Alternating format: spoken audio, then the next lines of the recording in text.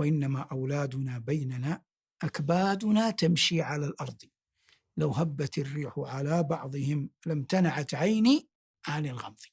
اللهم اجعل أبنائي من خيرة الناس، وازرع فيهم الخير والبركة وحب الناس، واكتب لهم النجاح يوما بعد يوم، حتى ينتفض قلبي عند رؤيتي لهم فرحا بما هم فيه من نعم وفضل منك يا رب.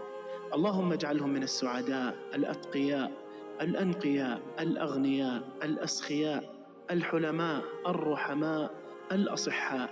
اللهم أسعدهم وأسعدنا بهم ومعهم، ولا تشقيهم وتشقينا بهم. اجعل مخافتك في قلوبهم وأمام أعينهم وفي أقوالهم وأفعالهم وحركاتهم وسكناتهم. يا رب أنر دربهم وبارك في أعمارهم وفي أرزاقهم، واهديهم إلى الطريق المستقيم، واجعلهم في ذمتك أينما ذهبوا وأينما حلوا، واحفظهم من أي مكروه يصيبهم ومن كل شر وضرر.